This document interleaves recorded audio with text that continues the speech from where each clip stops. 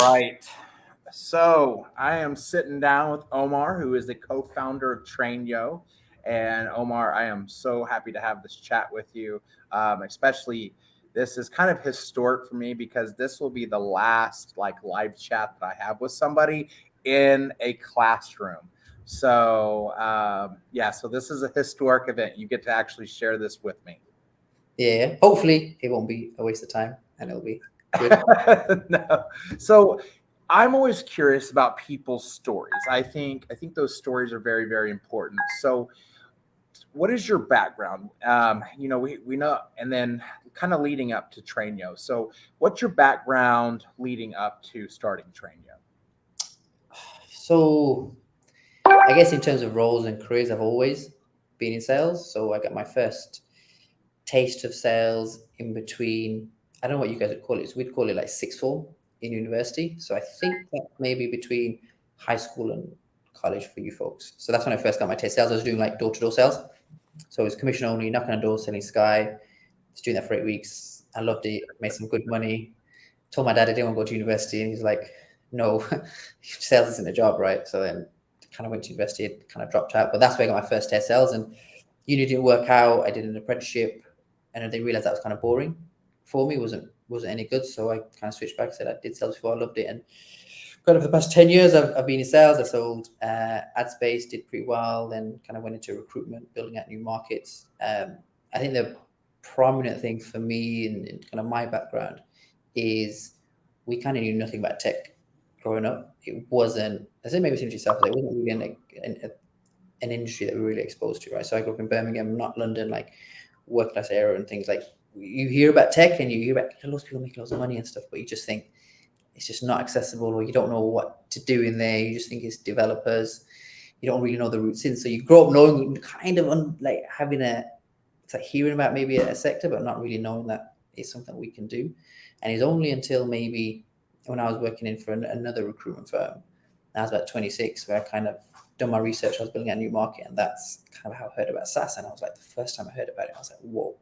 It's like a lot of the students from the program. It's the same thing. Like your eyes just open. It's like, it's maybe same to you. We talk about how you kind of found out, right? It's like, whoa, it's that eye-opening moment. It's the sector, the money's good, the growth is insane. It's like the work-life balance, the culture. It's like nothing you've ever seen before. So leading up to that, that was like the moment I was like, wow, this is like an insane sector. So pretty much 26, 27, that's when I kind of found out about SaaS and the sector. Once I found out about it, I was like, I want to do this.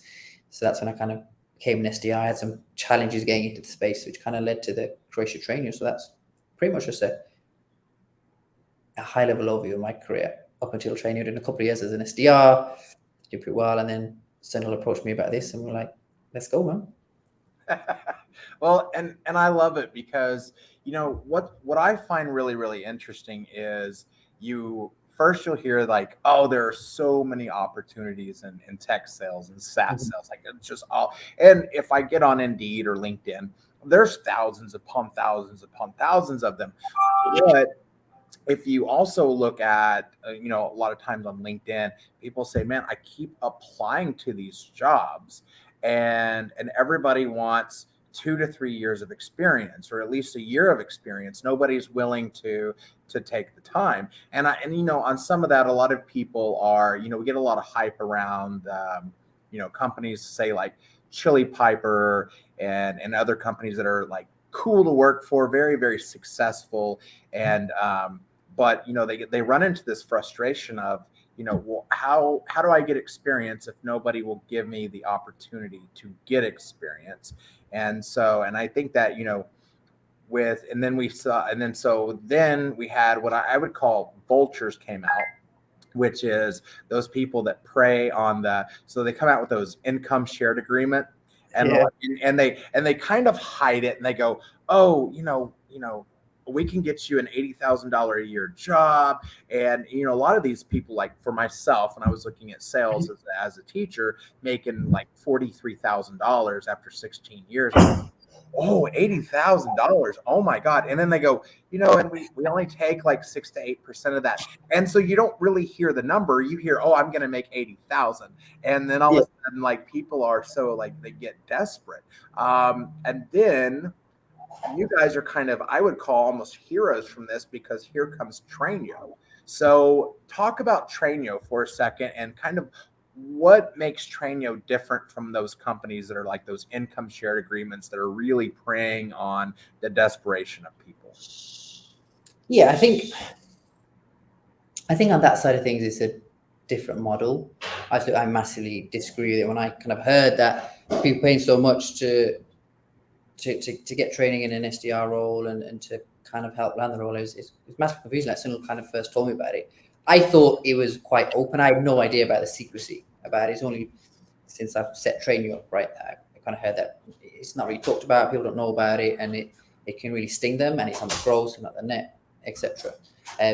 So I understand the basic concept of charging for education or something. I just massively disagree with the fact that it's so much, and two, that is just hidden and people aren't really aware of it. And they are kind of praying. I do think you can't say you want to give people from different backgrounds opportunities and then go and create this huge barrier to entry, which is like this massive cost, right? Affects them. Like you told a 20-year-old Omar or whoever it was coming in that you can get me an 80 grand job, I'm gonna have to pay 20 grand up front. I'd be like, I've never seen that kind of money. Do you know what I mean? So I think that was super surprising to me. So I think where we are different is because we've been there, right? Like me and Sunil are from those backgrounds. We know what it's like. We know how those things can kind of put people off. We know how it's really kind of taken advantage, but not. We understand how it's a blocker to barrier to entry. So for us, we've been there, we've experienced it, we've seen it, and a big part of training is to drive awareness and give people from all backgrounds those opportunities, regardless of their income. I think even we get loads of people asking us, like, why do you charge students a fee? Investors ask that questions, customers ask that in question, even people who are just kind of interested about the model. Everyone's like, you can make an extra 100 grand up to $1 million just off charging like the students. But it kind of goes against the ethos and against that we're really trying to do. Big mission of what we're doing is driving us and actually getting people from all backgrounds into space. And I don't feel you can do that if you do charge people for that. Like I said, I wouldn't have been able to go on those ice cream. I'd be like, come on, man, it's just not fair. Like, how can I afford it? I'm moving, you know, you got rent to pay, got bills to how, like, it's just not very fair. So for us, it goes against everything that we do. And again, I'm not going to blast about them. That's their business model, right? But for us, it's just not something we'll ever do, because that will always be at the heart of what TrainYo kind of is and it is doing at the moment. Yeah, and I like that, and I think, you know, like I said, if they were to say, hey, Josh, like we can get you, like we talk about 100,000 to even you know, like, hey, Josh, we can get you $1 million a year working in something like, you know, enterprise sales, and you're like, oh, I can make them, but they go, but you're going to have to pay us $10,000 up front. You go, but I don't have $10,000, and the sad thing is you find a lot of when they're talking about, oh, we can get you 80,000, they really kind of drop it down to, but if you make 40,000 or more, then you're still on the hook for the cost. And so what happens is, like, they get their base, they get their OTE, and then after they get done paying the people off, you know, they're still not really financially better off than they were when they, you know, when they wanted to come into sales in the first place. 100%. I think that's the unfair bit. I think it's a lack of transparency for people, and it is kind of taking advantage, because people in that position, they'll take anything, right? They'll be like, okay, yes, it sounds amazing, I'll take it, and not really think of the long-term consequences. Whereas I feel people like us, we have a responsibility to them to give them the right education and to not take advantage of them, right? It's like, this is a slightly related example, but we will turn away some companies who don't pay the fair rates, even though we know we can get a fee for that. And because we know our students will take it, it's not the going rate and it's not fair. And we want to get our folks kind of the fair wage for themselves. So we'll kind of turn business away, even though we know we'll get a fee. But if the salary's not right, it's our responsibility to educate the folks and to tell them what's right, what's not so right, what's good for them, what's not good for them. And I think that's my big issue, that people from, you know, different spaces just sometimes they'll see it as an opportunity, they'll take it even though, because they don't know anything else, right? And then they're screwed once they pass, and then once they realize what they've signed, it's like, damn, they're tied into a lot, and they're still just about scraping to get by. I've heard some mad horror stories, some insane ones. Yeah, you know, in some ways, it almost reminds me of student loans when you go to college, because one of the reasons why I stayed in teaching for so long, I mean, and don't get me wrong, I have absolutely loved my 16 years that I've been teaching. I wouldn't trade it for the world. But you know, when I couldn't afford to pay for classes, right? Mm-hmm. And so, you know, I was working and working, and I still like the amount that it cost to go to college. Like I was like, well, I can either pay for college or I can pay my rent, you know, like there was, and so they were like, hey Josh, you know what? We'll give you a bunch of student loans, and it's at a, don't worry, the interest rate is low. We'll Yeah. even give you 6 months, and you can get, you know, you'll get a job. You'll have 6 months to start paying back. Don't even worry about it. And you're like, okay. And when you're young, you don't really have an understanding. I think a lot of us don't have an understanding. When you're working a part-time, say like fast food or retail, and you're making minimum wage, and then like I know for like teaching, when I found out like the starting salary was $33,000, that sounded like a lot to me. I was like, oh, 33. Woo, that's gonna be so much money. And and on the student loans, they throw money at you. They're like, you know, I was just getting like money left and right, and they're like, yeah, don't worry about it. Here, take more. And so so I finally graduated, and then I got my first check, and I was like, oh, this is it. And then the student loan bill hit, and I was like, oh, I can't, like I can't afford to pay this now. I guess I'll, and then there's this, I guess I'll go back and get my graduate degree, Yeah. so that I can put and then of course, what happens? You're getting more student loans built up. So in some ways, those income based repayment, it kind of they romanticize it, and it's like, don't worry about it. Don't worry about it. You'll make so much money Yeah. that you don't even just do it. So um, I love how you guys are kind of put more of the cost on the employer. And so what does let's go through kind of the process of TrainYo. What how long is the program, and what can Yeah. someone expect from going through the program? So the program itself is 8 weeks long. And I think what you said there is quite interesting. We do charge the company's a fee, so it's on an onus for us, not just to train them to an amazing standard, but also actually get them a role as well. I think, yes, everyone talks about the fact that we're free and other programs aren't, but I also think a massive thing about us is the quality of the training that they get, and the fact that we want to place them into a position, not just about, hey, here's some slideshows, some presentations, go do your thing, and then here's a list, go apply to it. Right? We actually get them, we train them to a very good standard, and then we actually place them in roles. Throughout the 8 weeks, all the sessions are live, super interactive. I'm not going to lie, it's intense. So if anyone's looking at this, considering it, it's not easy. We don't charge you money, but we do charge you time and effort, and that's why we do have a selection criteria. Between 60 and 70% of people will make it. So I just want to be open with that. It's not easy, but you learn everything. You'll be interacting with some of the best people in the industry, from CROs to SDR directors, SDR managers, SDRs today, who are smashing it as well, co-founders, other tech companies. We'll be networking with these people, learning everything from like cold calling, social selling, emailing, video prospecting. As well, we have a mix of group sessions, big group sessions, and smaller breakout sessions where you will see more one-to-one coaching and a chance to really practice what you've learned as well. I think a real key element of what we do is not only do you have the smaller breakout sessions, but you get one-to-one coaching as well from the training team. Previously, that was me when we were doing everything, but now we've kind of hired people out to support with that. So they get a lot of support, coaching, development throughout the program, and it's not a filter out process, it's a filtering process. So we'll give people as much support and coaching as they need, because people learn at different rates, right? Not everyone's going to learn. You're a teacher, right? You know this better than anyone. People learn in different ways. Yes. They'll learn at different rates. So it's just about really trying to support them through that process, and making sure they're able to take the information on board and actually make it to graduation. Halfway through the program, once we know whether or not they're going to graduate from weeks 4 and week 6, that's when we really start putting them into interviews. Before they go, they have the interview sessions, they'll have a mock interview as well. What we found was, maybe you have experienced this as well, the first interview that people do, they always tend to mess it up. And it's like a bag of nerves, and they don't really know the structure and everything. So we give them like a as close to a real interview beforehand as possible. So really support them in the process. We'll get them the interviews, and then hopefully they land their jobs through there as well. So we'll go through everything on the program that they need to know, and then support them into a company that we feel, as I said before, we kind of do turn away companies. So it comes out paying the right kind of money. We'll have the right support structure in place for them as well. We can ask the questions that they don't know to ask as well. We've been there, we've done it, we know the game pretty well inside and out. So we can ask those questions that maybe they don't know after us as well. And so far, I think we've worked with some really good employers, and everyone seems to be happy. So we've got really good rates, retention rates, success rates so far as well. They're early, so I know, so bear with me on those, but everything's looking good so far.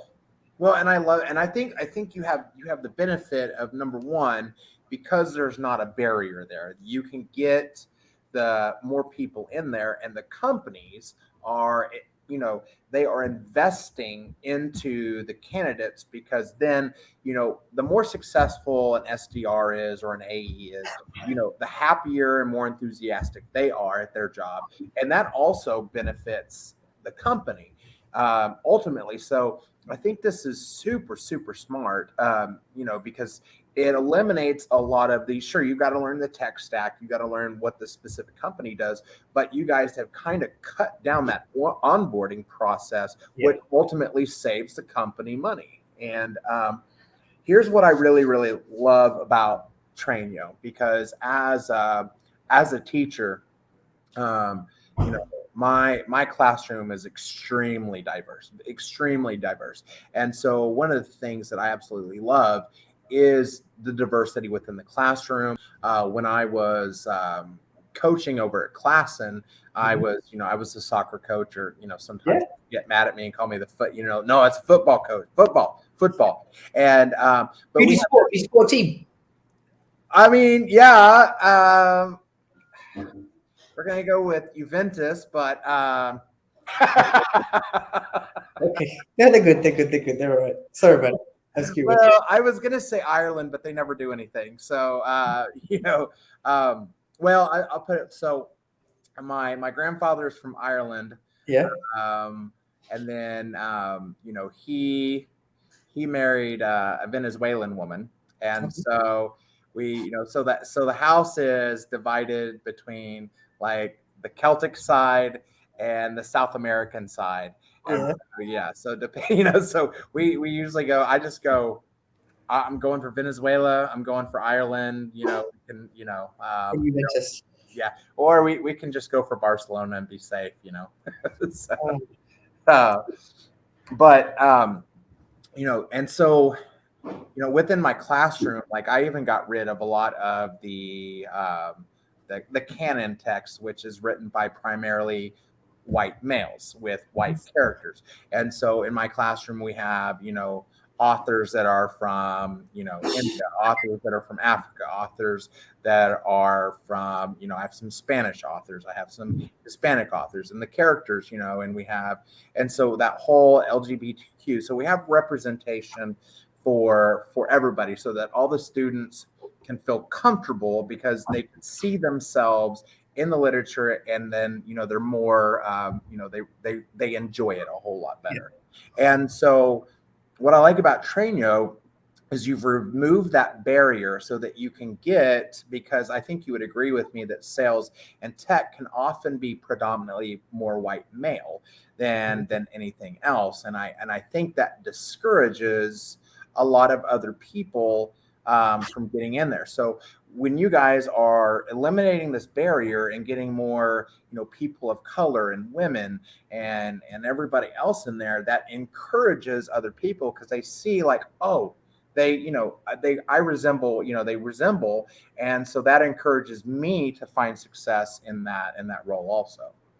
Yeah, 100%. I think that's a massive part of what we're trying to do, and get people from all different backgrounds into the space, right? I mean, I don't think it's not just necessarily gender, ethnicity, it's also like socioeconomic as well, like people from more working class and lower income backgrounds. And I feel that's a massive part of what we're doing, because I feel people have got the good profiles, can, degree educated, typical, kind of get the roles, and we're kind of left with everyone who, one, didn't know about tech, or don't have the opportunities, right? And I say this all the time. I see I see like myself and like all the students are all like mini Omars, right? Because you can see in the face, none of them knew about the tech space beforehand. Some of them knew about it, weren't getting the opportunities, and now they are, right? So most of our cohort tends to be people from underrepresented backgrounds, and I think that's one down to the fact that we literally are driving awareness throughout the countries that we're in, the UK and hopefully now in the US more and more. So more people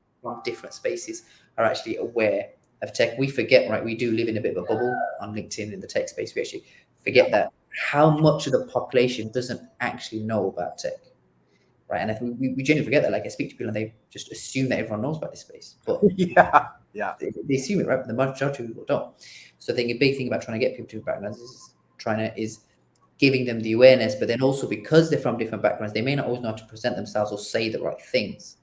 By coming through the program, they know how to interview, they know how to do the role. So they're given not an unfair advantage, but now they're in a position where they can compete with everybody else as well. Well, and I don't think it's an unfair. I think it's just knowing how to talk to your audience, really.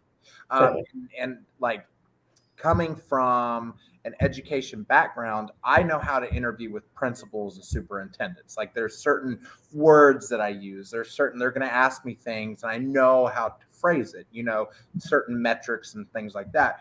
But the very first couple of interviews I did outside of education, terrible. They were like, they weren't, I won't say that they were bad, but they were bad for the roles that I was interviewing in. And so it really took sitting down with somebody and doing mock interviews and, because the way you interview for marketing or the way you interview for sales or what is going to be different. And so, and if you're not comfortable, and I think part of it goes back to if you're not comfortable interviewing and having those conversations, then you're going to come off as nervous. You're not going to, and so just not understanding the vernacular to use, you're going to be very, I must have been so stiff the first time I did.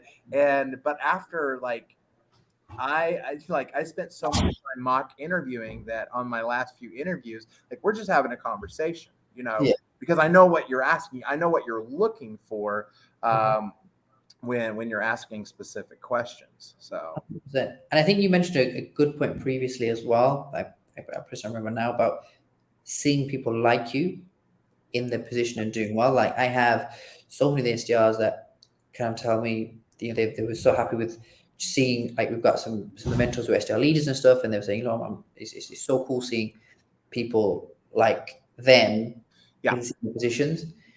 And then I get so many people telling us, it's so good to see. It's not that it's not good seeing anyone else. It's just it's helpful to see someone like you in a position doing well, right? And I feel that's one of the big things about TrainYo. I think a lot of people relate with maybe me and Sunil because we're just the same as the students typically. And I think people see that, they can resonate with that, and also with the mentors that we have on. They can just see them, people like them are doing something and have got that route in, and it shows you that there is an opportunity for you, right? And you can go and do it as well, because there is sometimes a feeling of that you're a bit different and that it's you're a bit odd in that space. I mean, I've been in the space for a while and I sometimes still get that, because it's where I speak and I've got a business in the tech space, right?